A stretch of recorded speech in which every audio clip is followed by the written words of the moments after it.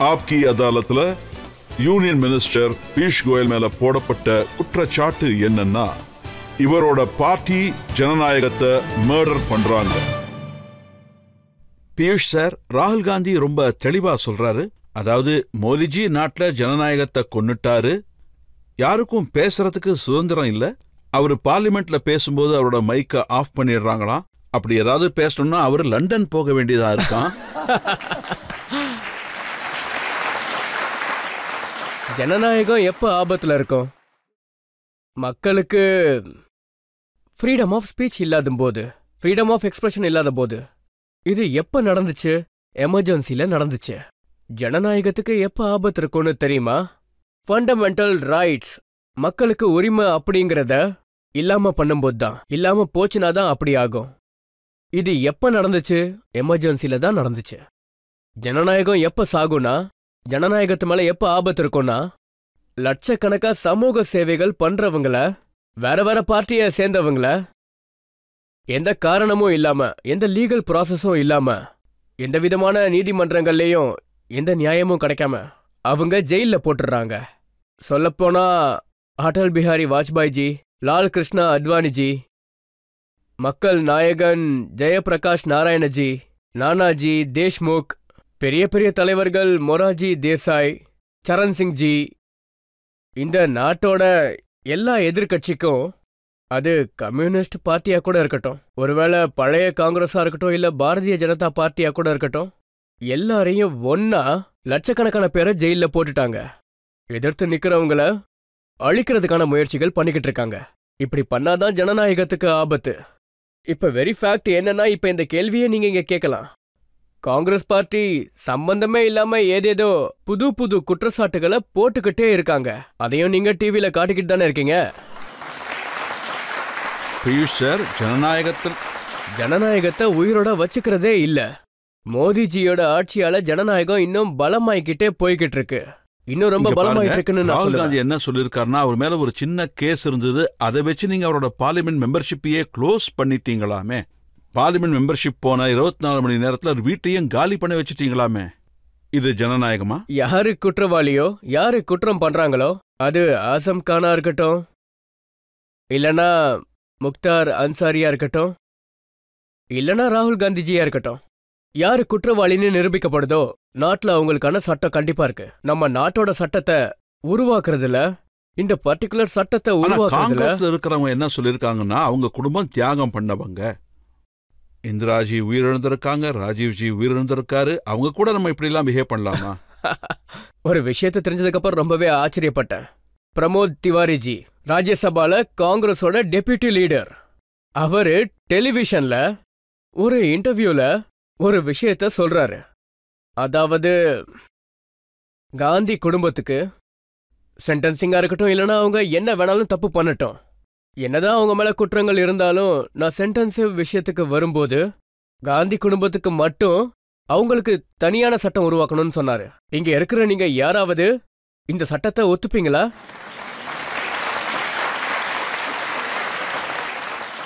அவங்களோட எண்ணத்துல ஒரு குடும்பம் தான் எல்லாருக்கும் மேல. அவங்க என்னப்படி ஒரே குடும்பத்தை சேர்ந்த 100 பேரு. நம்ம இந்திய நாட்டு மக்கள் எவ்வளவு பேர் இருக்காங்க. நான் என்ன சொல்ல வரேன்னா, பாருங்க, அவங்க என்ன சொல்ல வராங்கன்னா, அவங்க அதானிய பத்தி மோடிஜி கிட்ட கேள்வி கேட்டாங்க, பார்லிமெண்ட்ல குற்றச்சாட்டை வச்சாங்க, அதனாலதான் அவரை பேச விடலையா, அவர் மெம்பர்ஷிப் நீங்க பறிச்சிட்டீங்களா, அவரை வீட்டை விட்டும் காலி பண்ணிட்டீங்க. நாட்டோட சட்டத்துக்கு நாம மரியாதை கொடுத்தே ஆகணும். ஒருவேளை நீங்க யாரையாவது டிஃபேம் பண்றீங்கன்னா, உங்கள யாரையாவது டிஃபேம் பண்ணாலோ உங்களுக்கும் கண்டிப்பா கோவம் வரும்ல. ஒருவேளை அந்த மாதிரி அவமானப்படுத்தினதுக்கு அப்புறம் கோவத்தோட எழுந்து நிக்கிறீங்கன்னு வச்சுக்கோங்க, கோர்ட் உங்களுக்கு இன்னொரு வாய்ப்பும் கொடுக்குது. மன்னிப்பு கேளுங்கன்னு சொல்லுது. மன்னிப்பு கேட்டு பிரச்சனைய முடிக்க சொல்றாங்க. நீங்க ஒரு விதமா முழு சமூகத்தையும் இன்சல்ட் பண்ணிக்கிட்டு இருக்கீங்க.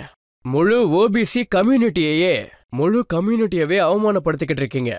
அதுக்கப்புறமா எல்லாரையும் எதிர்த்து நின்னு இல்ல மன்னிப்பு கேட்க மாட்டேன்றாரு. அவர் என்ன சொல்றாருன்னா, அவரை பார்த்து பயப்படல, மோடிஜி தான் என்ன பார்த்து பயப்படுறாரு.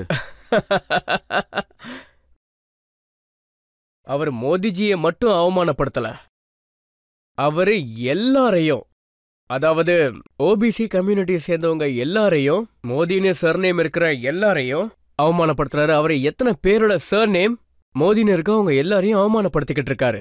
நாட்டோட மக்கள் அவரோட பிஹேவியரை பார்த்துக்கிட்டு இருக்காங்க. மொத்த நாட்டிலையும் பாரத் ஜோடோ யாத்ரா பண்ணிருக்காரு, நிறைய கஷ்டப்பட்டிருக்காரு, தனக்குன்னு ஒரு இமேஜ பில்டு பண்ணிருக்காரு. நீங்க யார பப்புன்னு சொல்லிக்கிட்டு இருந்தீங்களோ அவங்கள இப்ப கடவுள்னு மத்தவங்க சொல்றாங்க. இப்ப நான் கர்நாடகாவில பாத்துக்கிட்டு இருக்கேன். உண்மை என்னங்கிறதே இப்பதான் எனக்கு புரிய வருது. அவங்க நடத்துற ப்ரோக்ராம் இந்தியாவை சேர்க்கறதுக்காக இல்ல, அவங்க காங்கிரஸ் பார்ட்டியை சேர்க்கறதுக்காக தான் அந்த ப்ரோக்ராம பண்ணிக்கிட்டு இருக்காங்க. சிஎம் பொசிஷனுக்கு கர்நாடகாவில 3 காம்படிட்டர்ஸ் இருக்காங்க. சித்தாராமையாஜி விட்டு கொடுக்கறதுக்கு தயாரா இல்ல. இன்னொரு முறையும் நான் தான் சிஎம் ஆகணும்னு சொல்றாரு. சிவகுமார்ஜி அவரோட நம்பிக்கைய விட மாட்டேங்கிறாரு, கைவிடவே மாட்டேங்கிறாரு. அதை விடுறதுக்கான மனசும் அவருக்கு இல்ல. நான் தான் கண்டிப்பா சிஎம் ஆவேன்னு அவர் சொல்றாரு. இப்ப காங்கிரஸ் பார்ட்டியோட நேஷனல் பிரசிடென்ட்டும் களத்துல இறங்கியிருக்காரு. அவர் என்ன சொல்றாருன்னா, இவங்க 2 பேரையும் நீங்க விட்டுருங்க, என்கிட்ட காங்கிரஸோட நேஷனல் லீடரா என்கிட்ட எல்லா உரிமையும் இருக்கு, நான் தான் சிஎம் ஆவேன்னு அவர் சொல்றாரு. இவங்க 3 பேரையும் ஒன்னு சேர்க்கறதுக்கான முயற்சி தான் பாரத் ஜோடோ யாத்ரா. நீங்க குஜராத்ல பாத்தீங்கன்னா தேர்தல் நடக்கும்போது அவரு வரவே இல்ல. நான் கர்நாடகால நடந்த தேர்தலை பார்த்த வரைக்கும் ராகுல் காந்திஜி கண்ணுக்கே தெரிய மாட்டேங்கிறாரு. நீங்க பாத்திருப்பீங்கன்னு நினைக்கிறேன். அதிகமா அவர் கண்ணுக்கே தெரியல. எனக்கு தெரிஞ்ச வரைக்கும் அவங்களோட பார்ட்டியவே தயவு செஞ்சு வந்துடாதீங்க,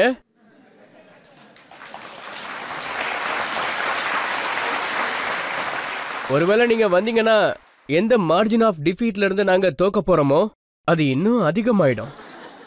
இல்ல, அவரு கேம்பெயின் பண்ணிட்டு இருக்காரு. ஆனா பிரியங்கா காந்தி நிறைய கேம்பெயினிங் பண்ணிட்டு இருக்காங்க. உங்களுக்கு பிரியங்கா தான் அதிகமா தெரியறாங்க, ராகுல் தெரியவே இல்லையா? நீங்க என்ன காட்டுறீங்களோ அதை தான் நாங்க பார்க்க முடியும். எங்களுக்கு கேம்பெயின்ல ராகுல் காந்திஜி கண்ணுக்கே தெரியல. ஆனா பியூஷ் சார், ஒரு விஷயம் உண்மை என்னன்னா, யார் யாரெல்லாம் மோடிஜி ஆட்சியை எதிர்க்கிறாங்களோ அவங்க வீட்டுக்கு எல்லாமே நீங்க இடி அனுப்புறீங்க, சிபிஐ அனுப்புறீங்க.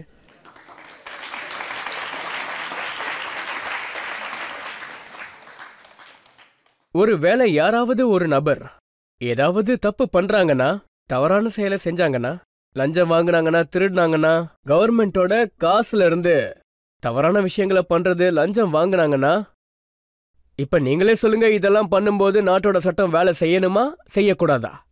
நாட்டுக்கு ரூல்ஸ் அண்ட் ரெகுலேஷன்ஸ் இருக்கு, இண்டிபெண்டா இருக்கு. சரி, இப்ப நீங்களே சொல்லுங்க, ஒருவேளை சிபிஐ தப்பா கேஸ் போடுறாங்கன்னா மனுஷ் சிசோடியாக்கு இந்நேரம் ஜெயில இருந்து விடுதலை கிடைச்சிருக்காதா? ரொம்ப நேர்மையானவர்னு சொல்றாங்க.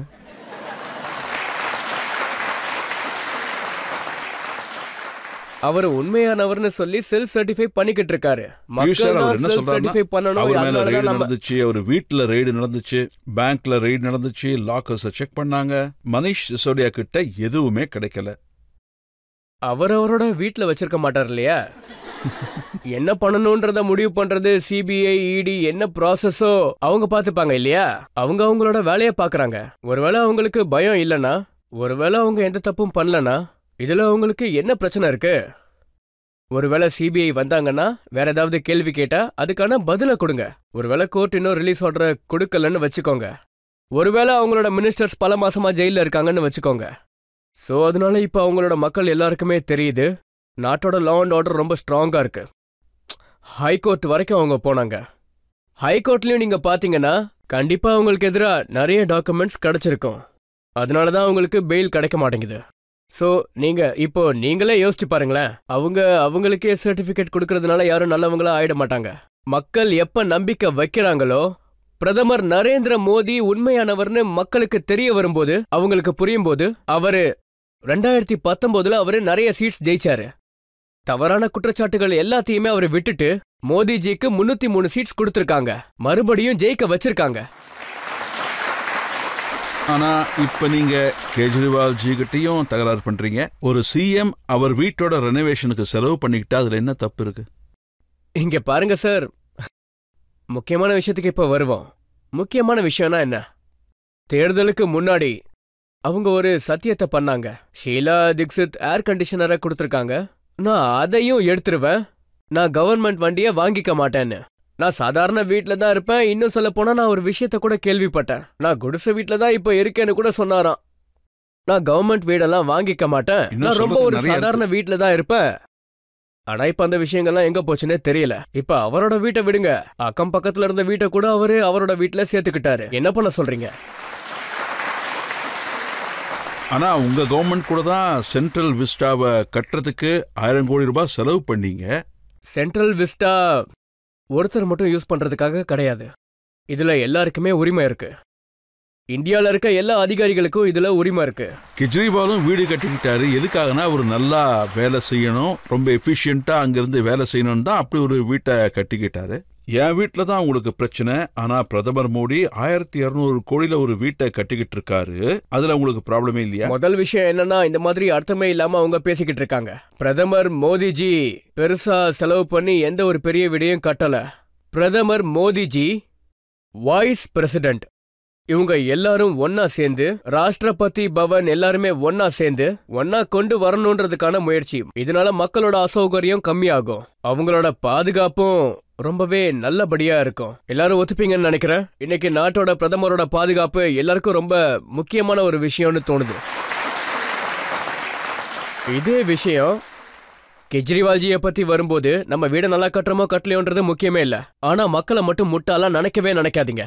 மக்களுக்கு போய் தவறான விஷயங்களை வச்சு ஏமாத்தணும்னு மட்டும் நினைக்காதீங்க. தேர்தல் வர்றதுக்கு முன்னாடி நீங்க பண்ற விஷயங்கள் எல்லாமே வேற மாதிரி இருக்கு. ஆனா தேர்தல் முடிஞ்சதுக்கு அப்புறமா நீங்க பண்றது எல்லாமே வேற மாதிரி இருக்கு. மோடிஜி என்ன சொல்றாரோ அதை தான் பண்ணுவாரு. கெஜ்ரிவால்ஜி என்ன சொல்றாரோ அதுக்கு அப்படியே நேர்மாறாதான் நடந்துப்பாரு. அது மட்டும் இல்லாம மக்களோட நம்பிக்கை, மோடிஜி மக்களோட நம்பிக்கைய முழுசா ஜெயிச்சிருக்காரு. கெஜ்ரிவால்ஜி முழுக்க முழுக்க மக்களோட நம்பிக்கைய மண்ணோட மண்ணாக்கிட்டாரு.